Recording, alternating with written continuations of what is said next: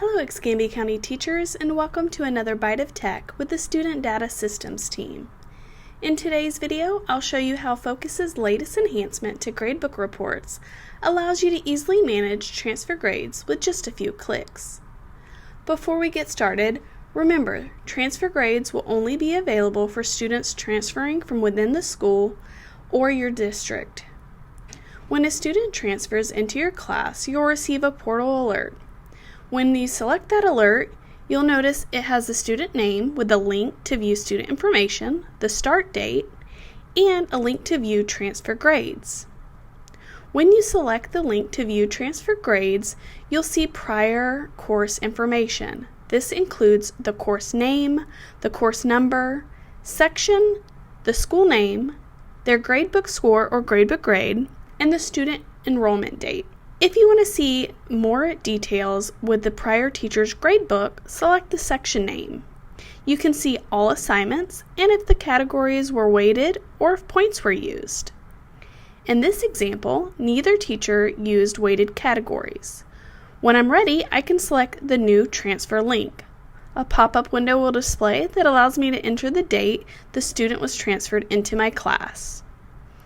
Any assignments that were due through that date will be excluded and combined into a transfer grade.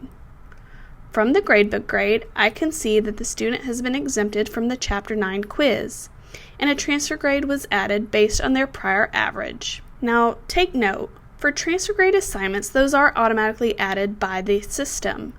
So you won't have as many options to edit the assignment, but you can still edit the name, the description, the category it's linked to, and the marking period. Now, what if I'm using weighted categories, but the prior teacher wasn't? No worries. The system can still handle that. I'm going to go through and I'm going to select the transfer button. Once that comes up, I'm able to go ahead and enter in the transfer date. Now you'll notice they're still excluded for any assignments due through the transfer date, and it gives me a note that the transfer section did not use weighted categories and that the initial grade will be reflected in the overall grade from the previous course. And when I go back to my grade book, I can see that the student was exempted and that 61 average was added as 2 transfer grade assignments for each of my categories that had assignments. For my final example, I'm going to look at 2 teachers that are both utilizing weighted categories and the option that's available. So you're going to follow the same steps. You'll see the grade categories and the assignments. I'm going to enter in my transfer date for that student, and I'll see that there's transfer categories. This is what the prior teacher was using.